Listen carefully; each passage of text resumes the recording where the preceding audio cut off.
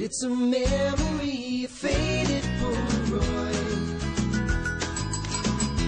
Now the days feel shorter as our sons and daughters do it all again.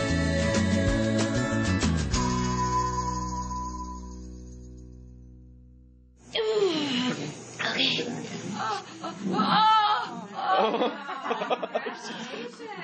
Take pictures. Really, I am hoping for a scout to come and take me by the hand.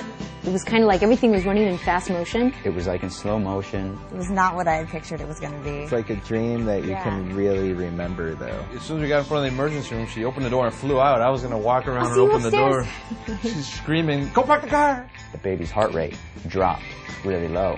So all the nurses came in and our family was in there. And she wasn't dilating. Meanwhile, I'm holding a leg and the doctor is sitting in the chair. If things don't progress in the next hour, we're going to have to come in and give you a C-section.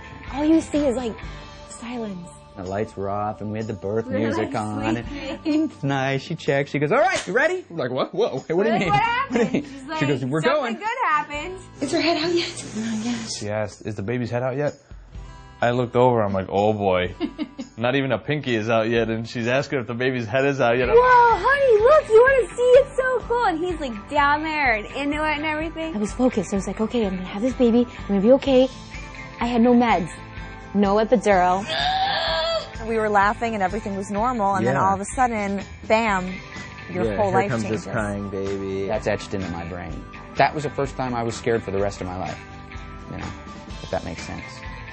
At that very moment, I was becoming that mother that I had anticipated being for such a long time. So Leo popped out, and I immediately felt like a father. There was this element of surprise of what he looked like.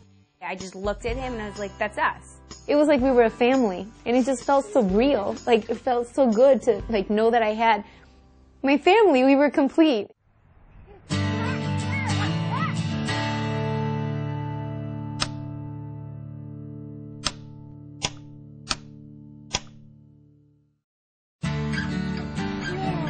Where? Up there on the lemon. Right on the lemon? Yeah, right there. Let's see. Can you see him up there?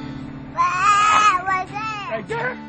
We weren't even married yet, and I went through a year of chemotherapy and radiation. I had Hodgkin's lymphoma. He showed me how strong he is of a person and was my rock. If two people can make it through that, you know, we can do anything, pretty much. Anything that life gives us. She would have made it through that without me. No, I wouldn't have.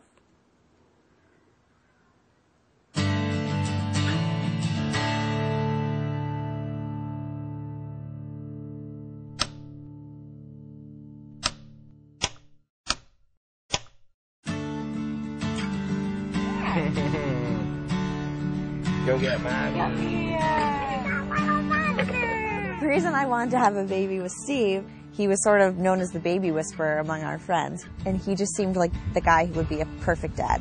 She's so creative and dramatic. I thought she would, which we have a little drama baby. Yes, we do. A little theatrical boy.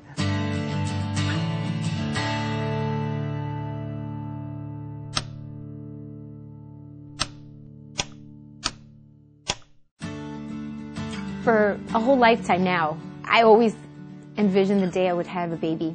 And it made it that much more special because it was with my husband, Renee. He's been my childhood sweetheart. You know, we've been together for such a long time, over 20 years from the time we dated to the time we actually have now been married. She's an amazing mother, and I knew this back when we were dating, and this is exactly the reason why I wanted to be here at this moment with her. As a new parent, I have a million concerns on whether I'm doing things right or wrong. We have sleep issues, we have food issues. We're trying to potty train. I'm worried that we're not doing it right. Am I feeding her enough? Is she eating the right way? Safety is always a concern. He can reach the top of the stove. I don't want to see her sick. I don't want to see her with a rash. I don't want to see her with an earache. And now with the baby on the way, things are going to get harder. You know, a lot of it's instinctual, but a lot of it's not, I think. Or at least for us, it wasn't. You know, every child is different. Every child's going to have their own issues. At every stage, there's new things you have to deal with. So every time you think you've mastered a challenge, a new challenge comes along. Having a group to discuss parenting issues is brilliant. I mean, I think that that's the best way sometimes to help resolve a lot of problems. I think it's nice to learn from someone else's experience, Yeah. and it sort of have that older sibling kind of thing. Look, Leo. Hi. It'll be interesting to know more about them as parents and seeing how we can learn from that.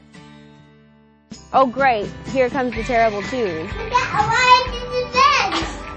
No. This is maybe 5th diaper I've changed. Body. When you say potty, you better think of some trick to get him in there. That's what I learned from Leo. I sort of re-experience childhood and re-experience seeing things for the first time.